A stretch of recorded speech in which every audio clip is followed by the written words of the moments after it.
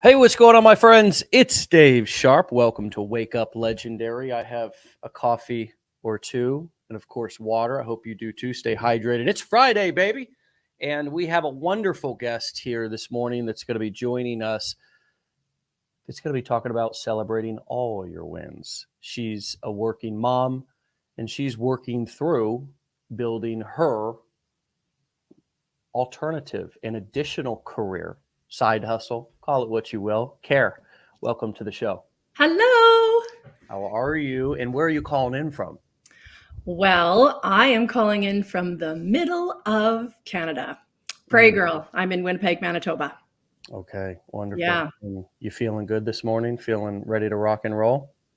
Let's see what happens. The mystery, yeah, it'll be great, and it always is. Are you surprised by how where this journey has taken you? We'll get into. Tell us a little bit about you and your husband. I read a little bit about you and know a little bit about you. So tell us a little bit about you and your husband, and how in the heck did you get on this journey?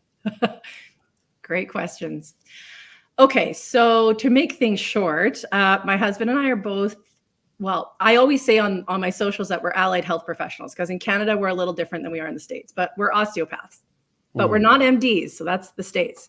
In Okay. Canada, you are patient, it's private practice and it's patient-based. So pretty much I'm in the same category as like chiros, physio, massage, once again, private practice, trading time for money. Okay. And so that's what we've done. We've been in business as of last week, 9 full years with our own business and clinic. And we found Legendary in an interesting way. And I should say I found Legendary. My husband had no clue.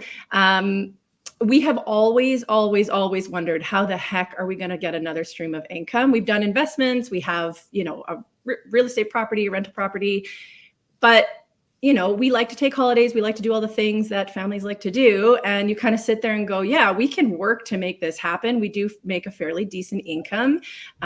However, when I'm sitting on the beach chair in Florida, I'm not making money. I worked my butt off to get there, but I'm not making money. And so it was always kind of, how are we going to get here? How are we going to do this? So I came across some of your beauty people and here we are. Nice. So what was the hook? What was the thing that got you to start paying attention? Somebody who's a professional, somebody who would typically look at us internet marketers as scammers and, is it real and all these other kind of names we've been called over the years. What made you join the dark side, or shall we say now the light side, that you've really seen what's actually going on and looked behind the curtain? What was it that actually finally decided to help you to pull the trigger? Well, and it's interesting because I mean, like anyone, I've seen all the like Amazon or not Amazon dupes, but the Amazon gadgets and gizmos, and you see there's 4 million. You're kind of, okay, people are making money here, but and I'm the same. I do my recipes on Pinterest and you go click a link, it's going to that pots and pans set or whatever. So I knew it was there, but for us professionally, I wasn't sure how to go about it. Like in my profession, I'm in the women's health kind of niche, if you will. And to me, I was going like, how am I going to go from my professional like representation to going and promoting Diva cups or something and making 30 cents. So I couldn't put it two and two together. And so I was just doing other side hustles. I tried most of them. And then eventually Miss Camila Markson kind of was messaging with me and she was like, I think you need to like look into this. And then once I realized you guys had stuff for digital courses and all that stuff, it made sense to do it. But I will say when I started, I was like, what am I doing? Am I going to the dark side? And then also like, is this going to work? Did I actually still get scammed here? Like, is this real? And the rest is kind of history. Yeah, look at you now. Look at me now. You joined the dark side. So how is it over on the dark side? And what have you found to be unique or different about this learning experience than other learning experiences or educational experiences that you've had in the past? Clearly, you've had quite a bit to get to where you are. Yeah, I mean, so for those who don't know, I've done over 10 years of traditional education. And through pandemic, I actually learned, more importantly, over Zoom quite a bit because we had to keep up some continuing education. And so, it's possible. And education's really important to me. I come from 2 teachers. And so Mhm. I love Kelly Roberts' story, you know, like I love good education and good quality education. And Mhm. so when I got into this, once again, I thought it was a scam. And then I'm not reading, I'm watching these videos and the challenge, and I'm going, this is serious stuff. Like this is legit. And it's interesting because now professionally, I've had some people in my world come say like, "Hey, I saw you," or "Hey, you know, what are you doing over there?" And of course, these are colleagues of mine who have, you know, some respect for me in some shape or form, and Sure. they're kind of going, "Is it real? Is it real?" And I'm like, "Yeah, it's real." They're like, oh, so it's just been fun, and I really value the education piece of it because they really, like, I had no experience, and people who've Yeah. been on my socials know my story, but I had no clue what to do, Mhm. and this really, it's just nice to have good quality education that's clear and cut and no baloney to it. So, I mean, as somebody who has gone through 10 years of education and has a very respectable career, what do we have here in this community that other education doesn't have? Is it the community aspect? Is it the ability to be able to look at other people and see real world examples? What is it to you that stands out, and how would you describe that to somebody who might be looking at it from the outside, wondering if they want to jump in and if it will be worth their time and how it will be different from other educational experiences? Well, and I think that's maybe one of the biggest questions I get on social media is like, well, what do I do once I start? And I was like, oh, you'll see. Tim's gonna help you on Facebook, don't you worry.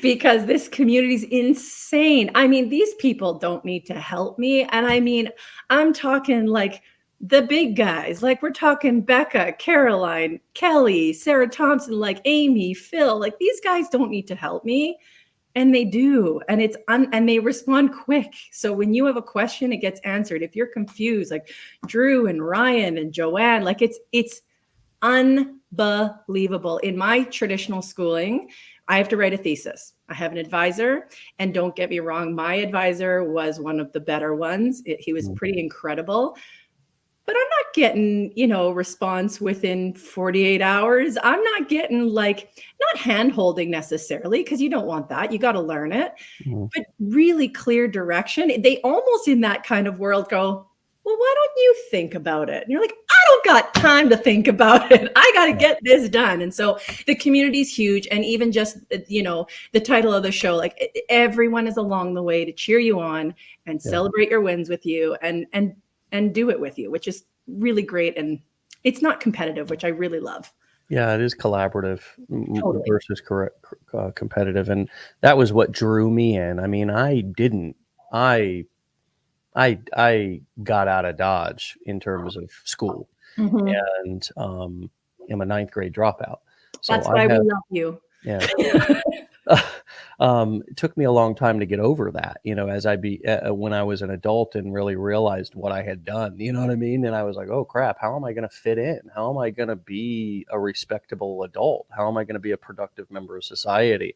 And it was these internet marketers and these entrepreneurs who were thinking bigger, and they had more of an abundant mindset than a lot of the sort of lack competitive and, yeah, I don't know what other words to describe some of the things that I experienced, but it was very just isolated. I felt lonely in my previous education experiences, and I didn't have a community to latch onto. Of course, I didn't go to college, so I didn't get a lot of what you got in college and other people that I know with. There's more community, I think, when you go out to a university, but nowadays, a lot of people are attending university online. So we're still battling that isolation piece, and I've heard some of the horror stories because I'm interested and looked at some of the processes that a lot of these online colleges have. And I mean, personally, and I'm not looking to bash them, I was just not impressed. I was like, wow, really? This is what we're going up against? And they're charging $100,000, and we're charging $2,500 for our flagship thing that is the biggest offering that we have. and we're being called a scam. You know what I mean? So that made me pretty vocal about what we had as I began to realize it. And I got a lot more confident. I realized that I maybe had a shot at existing in this education world, you know. How did you decide your niche as you were going through the education and your audience and what you were going to begin to promote? Great question. So I had Miss Bonnie as my business plan advisor, and her and I had many chats because she goes like, you got education. So the world is your oyster. What do you want to do? And honestly, I mean, now we will definitely do this within our profession for sure. We got to set it up the right way, but not yet. I wanted to start and dip my toes in the water with something completely foreign to me, totally new, and but also something that made sense for me. I'm in the make money online. That's what I was looking to do. So it's kind of, to me, picking a niche was, what have I seen? What do I know will help people? And what do I know something about from experience as a newbie being in their shoes? Mm. And yeah, I'm glad I did it. I know there are many niches I could pick, and I'm sure I will dabble. But it's been nice to kind of be on the roller coaster in this niche, because there are, yeah, you just learn a lot when you're a beginner with anything, right? So it's been good. And it's interesting you say that about previously about the blueprints, because I remember my husband knew I was taking this, right? So he's sitting there going, okay, so what are we doing here? And I was like, well, so the blueprints are blah, blah, blah. And for us, the next step in our world for another stream of income is to create digital courses in our profession, but we're not quite there yet. So we're getting there. So when I was talking to him about all these different core 4 models and whatever else, he was like, well, that's a no-brainer. I mean, we spent that in a semester. So no question about it. And then it was one of those things like, well, if we don't go all in, we will always wonder, what if? So we had to kind of just commit, do it. And the $2,500 was laughable with how much you're getting out of it. And as someone who's done that much schooling, I can confidently tell everyone who's considering it, do it. With no additional textbooks to buy and no additional room and board and et cetera, surely there's low to no cost tools that you need. So we need to give the full picture that Yes. there are going to be a few additional tools that you need, sort of like any profession. If you're going to go in to be a plumber or a carpenter, I mean, I'm just using references that I know, you're going to need a few tools. You might even need a license. You probably need some insurance, probably need a truck or a van. Probably need to put gas in that truck or van. I got a hydraulic table. It's $2,500. Yeah, exactly. And my father taught me to, buy the right tools, buy the tool that you need. Don't try to go to a job without the tool. So there are some additional low to no cost tools. That's usually a page builder, funnel builder. It's usually a autoresponder. It's a domain name, so you've got 3 tools there, and then the rest is up to you. How much do you want to invest in coaching? How much do you want to invest in education to sort of buy speed? Because you can either spend time or you can spend money to get speed, or to learn what you need to learn. And we're all, if you have tons of time but no money, then the answer is clear to you. If you have no time, or limited time, but you have money or can be resourceful, I've learned to be I'm a huge fan of investing in myself. You've obviously invested in yourself with other education, but I'm sure you come across a lot of people who investing in themselves is sort of a foreign idea, right? It's like, well, I mean, yeah, I take care of this person and that person. I do this and I pay bills, but spending in buying a purse or a car or a watch or something, sure. But investing in me, that's a foreign concept. How do you communicate that to people? Well, and especially yes, I'm a working professional. I'm also a mom. I got a 4-year-old and a 1-year-old. And thank goodness I've got family and friends and a husband who are like, you need to take care of you. You're the priority. Like, if you don't take care of you, you're hooped, because what kind of mom are you going to be? What kind of, osteo? Are you going to be, you know, all these things, right? So to me, it wasn't foreign at all, which obviously, because I've done as much education as I have. But when I can try to convey that, it's honestly, I'll take notes from Phil here. The biggest thing to invest in when you're first starting is learning how to do this. And that, yeah, thanks. He didn't read the instructions at first. He I didn't read the know. And that's the thing, right? It's like, my boy. if you want to do something and you want to do it well, you got to learn how to do it. Yeah. So that's what I say to people who are like, well, I don't know. It's like, do you know what you're doing? No? Okay, cool. So here are your options. Yeah, YouTube University, or find another guru. I mean, at this point, what I've begun to tell people is if you click with another guru or another person, or you can pray your way through it or meditate and the answers come to you, or you can find them in an encyclopedia or somewhere out there on the internet and put the pieces together. At this point, I Great. almost feel like people really need to learn these skills. I'm actually becoming a lot more vocal about that, because we're looking into the future here, and being on video, working from home, working remotely, this is not going away. We are not going back to, I mean, here you are, somebody who sees patients, and you're talking about making digital courses.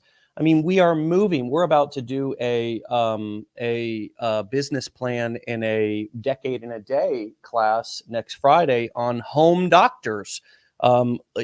Just marketing that to people, marketing those because people are interested in those solutions. They're more curious. How can I be more preventative? How can I learn more about my body instead of being totally ignorant and having to wait, make an appointment that I may not have insurance in America and may not be able to afford. People are interested in all kinds of different topics. And so these skills of being able to deliver them to, let's just talk about the simple skill of being on camera, right? This is just a skill that it's a lot of people get overwhelmed with it at first because it's new, it's different. But this is one of those skills that I'm talking about that, my friends, is not going away. I mean, and we're even video FaceTiming on phones. So that's the form of communication in terms of personal life. But in business life, look at what we're doing now. What was that like for you?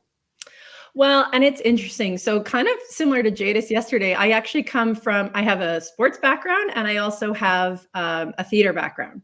So to me, when it's game time or show time, let's go.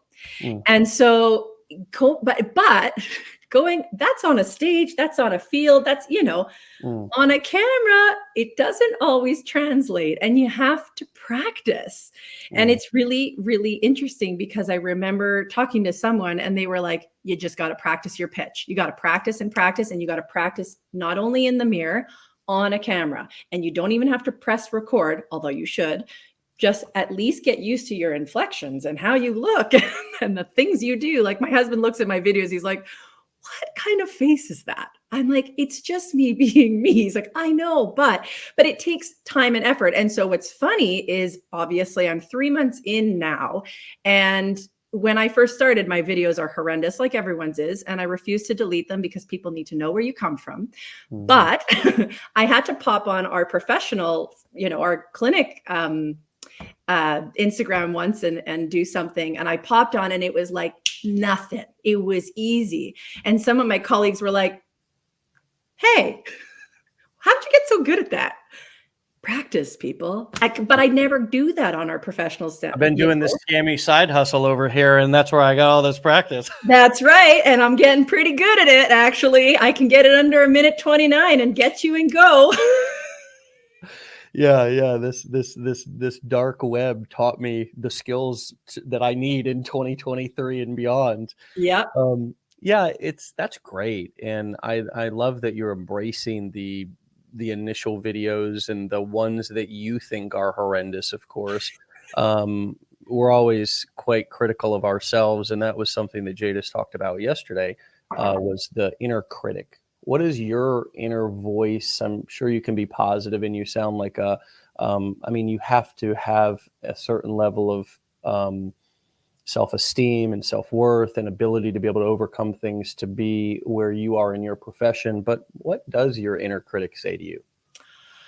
It's come a long way. And which is so funny because, and people talk about this all the time on here, but it needs to keep being talked about, is this is a journey. And I have learned more about myself in this process. I shouldn't say more about myself. I did 10 years of school, so I obviously grew and it was a different stage of life.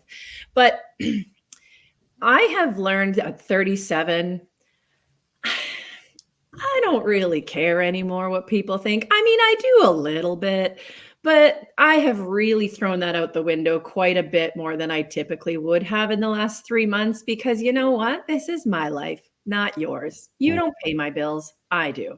You know, we had a friend who said to us, "Oh, it must be nice. You're going on a 2-week holiday." It's like, no, we worked our butt off to do that. And mm, so then in my head, typically I would be like, "Oh, I don't want anyone to know I'm doing this side hustle. Like, I'm pretty respected in my profession. Like, oh, I don't care." When people bring it mm, up, I'm like, "Yeah, it's great." They're like, "Well, like, why are you doing it? Is everything okay?" "Yeah, everything's good, but don't you want more money? What's the mm. big deal?"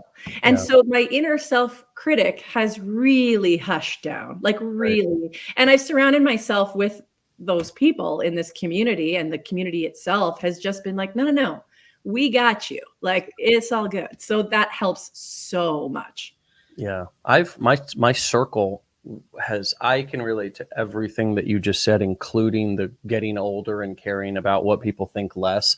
Like if it's gonna hurt me, my kids, if it's gonna like if their opinion is gonna somehow, if they are going to retaliate or they have some power to hurt me in my family, or if I, I don't want to go out and for example, I mean, there's very few people who really have authority over your life when you really think about it. You know what I mean? So I'm grasping for examples and I really don't have any. It's like I don't really have anybody who has power over me. I've realized that. There's nobody, there's not a single family member, there's not a single friend, there's not really anybody in society, unless it was like a government agency or something, who could come in and do, and we're aware of those. Like we try to do everything by the books, and I operate our business personally and do, there's nothing that I do behind the scenes that I wouldn't want posted on the front page of the New York Times. It's just kind of, that's how I do that. I don't do anything in my life that I wouldn't talk about publicly. So as long as I'm living like that and operating my business, there's really nobody who can hurt me unless they're going out of their way and doing something to legitimately hurt me. I hurt me. I'm the one who can hurt me, right? And that's what I realized. I was like, holy crap. I I'm a self-sabotage. I'm the one who is holding me back. I am the one who's got imposter syndrome. I am the one. It's I, me, my, the three wise men. And it's like, wow, huge weight off my shoulders. And then I started talking about my story and vulnerable topics and started to get a completely different response from strangers than I got from my own inner circle. This was back 12 years ago. And so that inner circle got smaller. That kind of real world inner circle of friends and family got kind of smaller. I stopped oversharing. I realized that I was just wasting energy explaining myself and talking about what I was doing to people who were only going to ask questions to try to seed doubt in my mind. And then my circle grew online, and that is where I found tons of inspiration and connection. Do you believe that somebody, if they have no support in their real life, can start over and can build connections and community online, and then learn how to find people in their real life who can support them? Because there are a lot of people who are coming into this who aren't established in their life or career and are really looking to kind of start over. 100%. And I will say, before I even get into that, is, my first I'll say even month of posting, yeah, there was tons of like, oh God, who's going to see this? What's going to happen? Da, da, da, da, da. I'm grateful for those first 2 months where my following was building and building. That like, I just did a post about this the other day. I have 10,000 people on Facebook, 3,000 people on TikTok, and 800 people on Instagram. And I know 2 of them. I know 8 people total who've seen my things, 2 of them. And those 2 people have texted me like individually and have zero judgment and are pumped. So for those people who are out there going like, ah, they're not going to see you. And if they do, who gives a crap? Anyhow, yes, you can. Sorry. It's just how I feel. It's Friday. We're getting crazy over here. I love it. And it's so true. It's so true. You started accounts fresh, right? That's what you're saying? Totally fresh, totally. And no one I knew. I didn't even let my husband follow because I was like, don't mess up my algorithm. Don't you dare. So building a community. Yeah, of course. My internet friends are some of my best friends right now. I love my friends to death and they support me. However, they don't necessarily get it. And that doesn't make them bad people. But like, I'm buddies with some of these people and it's kind of fun because you're bouncing ideas off each other. You're having wins, you're having losses.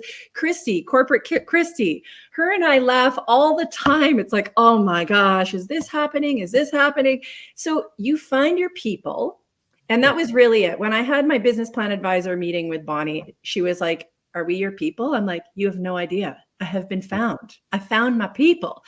And so it's just, when you start speaking the same language, it's so nice because there's people in your world who don't and never will. And that's okay. They're not bad people, but you just need to shift a little bit and prioritize some other people, maybe some internet friends, to help guide you on the successful road. And then you can go over to some friends, particular friends, because those who burned you, you go and say, hey, I'm pretty proud of myself. This is what's happened. And they will likely reciprocate that. And they don't have to get it, but you can get your community and support from us.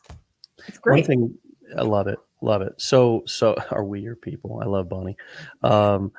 Yeah, she's incredible. We have some incredible BPAs and some incredible people here. But man, you're so right about the like a friend or two on the internet. Like if you can like connect with somebody, like if we all need support. So I'm not going to ask if you're somebody who needs support.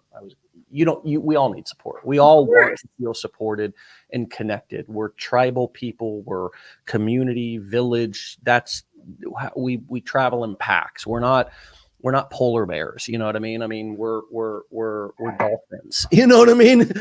We swim in pods. You know, we like to be around other people.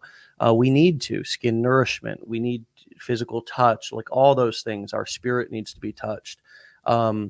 And so if you can find one person, like just one person who you can kind of connect with and have a friend in or feel some support from at the beginning, that person can be online. That person can even be, because I'm in a couple of other communities, and one particular community that I'm in, a watch community, like I don't even know these dudes' faces, because like we have accounts and like we don't show our faces because we've got some pretty expensive things, and so we're not like wanting the whole world to know exactly who we are, right? And so don't, for anybody who thinks all my stuff is kept in a safety deposit box and safe, so don't come looking because you ain't gonna find anything. But it's like I have connection with one or two people and I don't even know what they look like, right? And I mean like friends, not just like, but like I'm talking about people who I like message. And I need both mentors and I need people to look up to, and I need people who I can put on a pedestal and inspire to be and be like, but I also need friends of equality. I need peers, and I think when we get into this, we have this tendency to want to seek out the gurus and the gods and the mentors. And then we can get sold on that very easily by snakes in the DMs who want to seed doubt in what we're doing and tell us that we need an additional coach. But really what you're talking about with the peers, the friends of equality, if you can find one or two people that you can kind of connect with and you feel seen, heard, and understood by that person, that goes a long way, right? Oh my gosh. Oh my gosh, yes. And I will say on the other now that I'm on the other side, when people message me, I voice note them right away and they're like, "Oh my gosh, you're real and you're going to help me?" I'm like, "In whatever way I can, but I'm real. I don't know everything, but we're going to do this and I'm going to help you as much as I can." And they're like, "Oh my god, really? Really?" I'm like, "Yeah, really." Like this is kind of I was in the same position and I still don't know everything. I'm still hopping into my blueprints all the time. And so yeah, community is everything. Finding your like handful of people that are your rocks and just to bounce stuff off of that are your equals is huge, huge, huge, Yeah. huge. And having a safe community. I mean, we cannot police the internet. We even our Facebook group is a at least our main community it's a free community you can come into. People have all kinds of slimy little tactics of try to friend requesting people that are new and trying to get in their DMs. And so there is a element of personal responsibility that you have to be aware. You have to be aware of your surroundings, probably like your parents told you when you were, going to the mall. Be aware of your surroundings, or going into the city. Be aware of your surroundings. You still need that same self awareness, and you need to have an eye to keep yourself safe. But it's also important, for me, anyways, to try to facilitate a safe community where me in particular, are not abusing power. One of the things that I've seen so often that I think creates that scammy feel from the outside looking in is a guru in a community who is dominating the community, you know? And so a community is supposed to have people of equality where we're all learning from each other. And I might have a specific role to ultimately be responsible or the point of accountability, or maybe I might be a facilitator. But so often when we come on the internet and it's somewhat unregulated, right? So there's no rules really. I mean, there is, but it's also important to be smart and not naive and seek out safe places where you actually can learn and thrive in a non-judgmental and non-shaming and non-abusive community, right? A cult, right? Somebody said cults have gurus. That's right. Communities don't. And so, how are you now beginning to build your community? And what are some of the values and some of the ways in which you're looking to lead people? Well, it's interesting because at first it was kind of like, is this real? Blah blah blah. Those are the kinds of DMs, and now it's kind of more, you know, how they're real questions like, okay, if I'm going to do this, how can I fit it into my life? Or how did you have any issues with your funnel? Or, so what I think is what my goal always is in my DMs or any of my posts is A, this is real. B, anyone can do it. And C, building a community that is more like, okay, we're not all going to be the exact same, but boy, do we have some similarities and we can help each other because, like, we're in this together. And yes, I may have been the one that you guys are all following, like you kind of said, but I'm not telling you what to do. But I'm Mhm. going to show you how I've done it. And maybe it'll work for you, or maybe it won't. And others may share how they've done it, and that will help others. And so it's really just, as you said, building a community and just helping those who are have a similar like for me, it's always I'm a working mom. So people the question is, how do you get it done throughout the day? And I literally send them exactly what I do in a day, and they decide whether it's attainable for them or not. And some people it's not right now, and that's Mhm. okay. So when it comes to building a community, I literally just I want to be real with people. I Yeah. want to be able to show them what works for me and maybe some feedback of for others if I can lead them that way. And otherwise just transparent and authenticity. It's Yeah. just I don't That's like the fakers out there. So I want to talk about your daily routine, but I want to comment on what you just said. They were very powerful. The transparency and the vulnerability, I think, is what makes strong communities and strong leaders today. Now, Brene Brown, I often drop her name because she was ahead of her time in in being vocal and public about vulnerability and leadership when she wrote Daring Greatly and started talking about these concepts. Those were ahead of their time, and it wasn't even that long ago, but it's only really been recently since it's been socially acceptable to talk about your feelings and to talk about your real body and what it goes through as you age, instead of all, like all the body shaming and all the mental illness shaming and all the addiction shaming. We realize, holy shit, we all got one of these things. We all got real stuff going on. We all have been also trained to manage our image. I call it image management. We've all been trained in some way, shape, or form to manage that image, to put on that smiling face, even whether it was from our families growing up. Hey, don't you talk about that? Or just it's known you don't talk about shit outside of the house, or we don't even talk about the shit that goes on inside the house. But also on Instagram, and that's kind of how the platform started. It's how social media was for many, many years. It was a place to post your highlight reel. Now some do, and a lot of times when people get started with this, they're trying to post that highlight reel, and they're also trying to they're feeling that imposter syndrome because they feel like they need to be someone that they're not. And what I hear you saying is that what is working for you and what you're feeling most comfortable with and the values behind you growing your business are to be on the journey with your followers and students, instead of to always be the one with all the answers in that strong leadership position. Am I hearing that correctly? Totally. And just being real. Just being real. I literally just had a voice message from someone just the other day, was like, oh, so you don't know everything? I'm like, nope. And I ain't going to pretend to. I am, don't get me wrong, I'm a few steps ahead of you, but I am learning every single day. And Yeah. I'm okay to admit that I'm not perfect.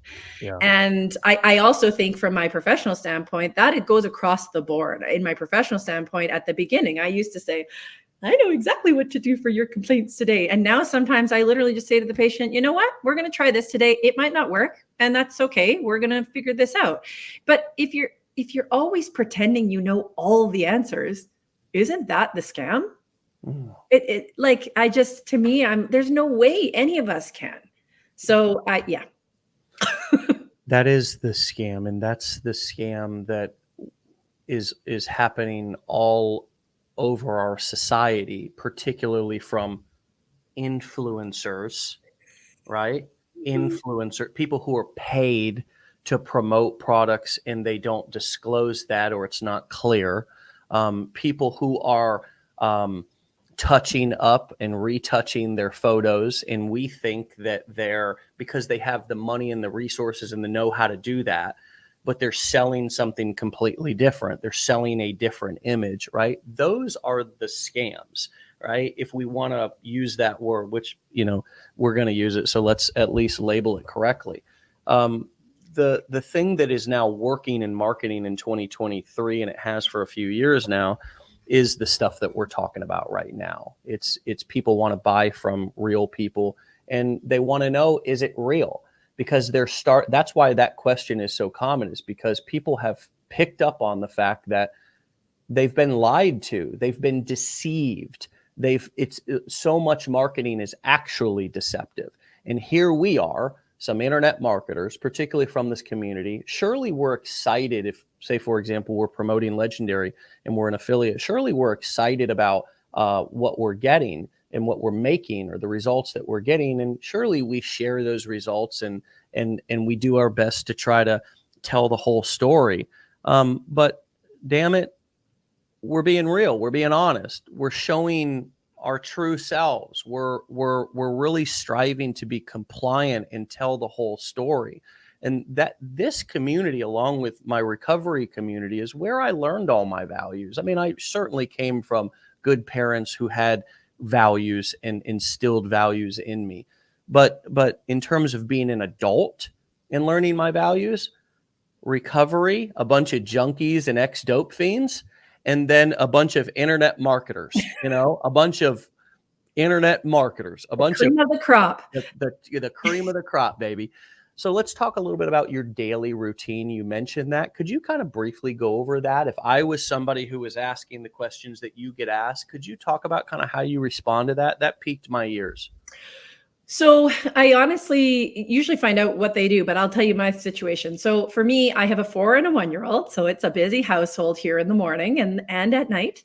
So I bright and early in the morning. My kids are up at 6:30 ish, and so I try to get up a little bit before them. I don't let them down; they're upstairs. So I start at 6 a.m. and I put all my captions and all my words, and I kind of set up my posts for the day, which I already did the content the day before. So I polish it, if you will. And then I go have breakfast, I have a coffee, I start my day, I head to do drop-offs, I go to the office, I focus on my patients when I'm at work. I kind of have to. Throughout the day, I might press post, but that's about it. And then, and once again, throughout the day, I'll kind of video, whether it's a talking video. I typically listen to Wake Up Legendary from drop off to the office, and I'll press pause. Yep. And now, because I've been doing it for so long, I get to work. I spend 5 minutes, everyone. That's all you need to just go blah, blah, blah, blah, blah, blah, blah, blah, blah, blah, blah, blah, make my post. I don't even post it. I've just created the piece of work, if you will. And I go into the office because I got inspired from something on Wake Up Legendary. That's my talking video. And then I head into office. Okay. So now I'm in the office. I work all day. Maybe I press post a couple times. Maybe I do a couple, little videos here and there, but not much. It's usually at the end of my day. Then I come home. We have dinner. We do bedtime. And then after bedtime, that's when I do my content, or I'll set up the videos so they're ready for the morning in some shape or form. I learn at night. I haven't watched TV in like 6 months, Dave. Really? No, I shouldn't say that. I do a little bit, but I love this stuff right now. And it's kind of what I mean. I became obsessed like you when I first started. And so I'm trying to learn and get better and grow and grow. And so that's my day. I do the script in the morning, I go to work, I handle my family all day, and then at night I batch everything together, and then off we go. Are you coming home and cooking dinner as well? So I'm not now, because my husband and I both were able to kind of drop down to 4-day work weeks when I started this. Yay! Hubby's cooking? He wants to be a chef in another life. So when we get out of work in some shape or form, Davis wants to do, that's my husband's name. He would love to be like an affiliate marketer for something cooking wise. Oh, that is so cool.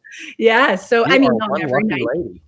Oh, To have a man there home cooking for you? Okay. get girl. this. I got a man who can fix my body because he does the same job as me, although he doesn't always, but he can.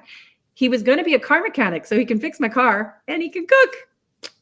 Dreaming, living the dream. Living the dream. So the mornings, I mean, I don't hear a whole lot of research or scrolling, or I mean, when I say research, I could also do research, right? So research, scrolling, whatever, getting inspiration, looking at other people. Like, where are you? So you mentioned I'm getting ideas from Wake Up Legendary. Are you, talk to us about where else you're getting ideas from, and how are you avoiding both comparisonitis and also what I like to call, scroliosis, which really I think one day will be in the book, as we're all going to have thumb issues. You better believe it. So how are you avoiding kind of getting like wasting time that way, and then saying to yourself, well, now I don't have any time to, and then of course when you're looking at everybody's stuff all that time, the comparisonitis creeps in, like how, and then maybe a little bit of shine, you sprinkle in a little bit of shiny object syndrome, and well, maybe I should be doing that over there, that sounds kind of hot. How do you avoid that? Well, I'm a get down to work and focus kind of gal. However, it still happens. Of course, we all kind of veer a little bit. But what I'll do is, if I'm doing like the dishes or, whatever, I'll put an AirPod in and listen to Phil or Amy's live or something. And I'll just listen to things on repeat of, inspiration, whether maybe it's Mel Robbins, maybe I'm looking at a few others, maybe just to see what's hitting, what's not hitting. But honestly, maybe 20 minutes, like maybe, because at the beginning, I definitely did a bit more of that because I was just kind of trying to tread the water of figuring out what was gripping and what wasn't. And I did a lot of the side hustle videos. I don't anymore. I tell my story and I tell it like it's hot and I just get to business because there isn't time for that. And I will touch on this a little bit because people won't really want to hear this, but time is not really an excuse for this. Like to me, I'm busy. And if, yeah, you hit that wall, Dave, because, okay, so time can't be an excuse. It might not be your priority to get this done within your time, but you've got time. Don't use it as an excuse because that's baloney. Instead, just say right now, it's not the priority. And that's okay. But don't say, well, I don't have time for this. Yes, you do. You're just not making the time for it. So we all have the same 24 hours in a day. Do what you want with it. But this is what I'm doing. And I'm trying to make things move and shake. So that's my day. Wow. And there's 24 hours in that day. 24 hours. And I go to bed around 10 o'clock, guys. I'm not a late bloomer here. I wake up at 6. So there's something, I'm learning something myself because, sleeping habits and just self-care routines and just having routines and really kind of buckling down and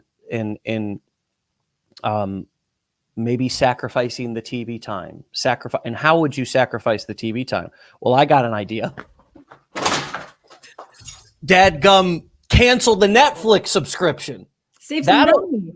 That'll keep you from logging on and watching Netflix, or cancel all of the Max and the Paramount and the 15 other subscribe. I mean, some of us need to actually go through our bill and see how much am I spending on some entertainment services, right?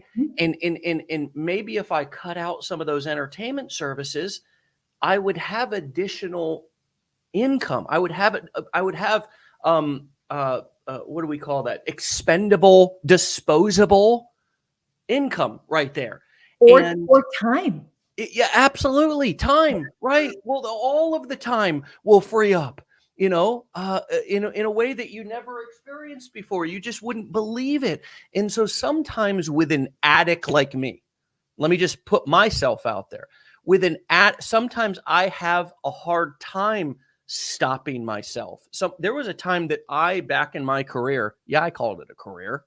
This is my career, back in my career, I couldn't stay off my phone. I could not. It was So you want to know what I did? I got a flip phone.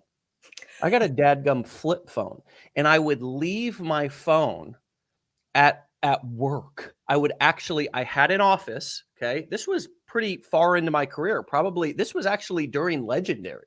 This was at the beginning days of Legendary. I just knew that I was wasting time. I knew that I was burning myself out, scrolling at night, laying in bed on my phone, unable to put it down, grabbing that phone first thing in the morning and sort of starting my day in that kind of comparisonitis, looking at other people. What are other people doing? And I literally detoxed myself and put a boundary around that screen time by getting a flip phone. And I used it for about 6 months until I had kind of broke that habit, that sort of default, that muscle memory of reaching for that phone every 5 minutes just to pick it up. Rosanna says, uninstalled my games on my phone. Sometimes if you don't have it in you, if it's not a skill or a behavior, or it's not natural to you, sometimes some of us, like me, need firmer boundaries. It's a matter of can I muster up the courage to follow through with that. And maybe I might relapse, maybe I might slip. That's okay. But I'm striving and I'm trying to keep this moving and be respectful of your time. You had mentioned in the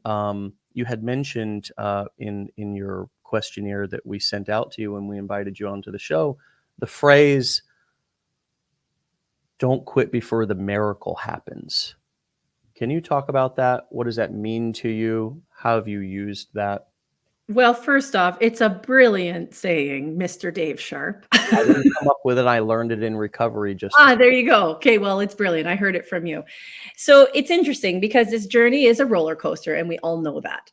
And so you're going to have good days and bad days. And there's days where you just go, oh my gosh, nothing's happening. Like, oh my gosh, I only got 4 email subscribers today, or maybe none, whoever it may be. And you kind of, to me, I have it in the back of my head at all times of like, if today's a bad day, it likely means tomorrow is going to be a good day. And now I have the reps to back that.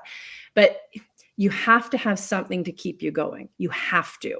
And so if you can keep that in the back of your mind, it has kept me going on the early days where it wasn't real. And now it's almost more my motivation. And not that I look forward to low days, but I kind of go, if it's a low day, I know there's a good day coming, because the miracle will happen. And whether that's a big miracle or if it's little ones to get to the big ones, that's okay. And so, yeah, I think, don't quit before the miracle happens is huge, because most people quit too early, way too early. And I've seen it. I mean, I started posting in March, and I've seen lots of people who started at the same time as me. They're gone.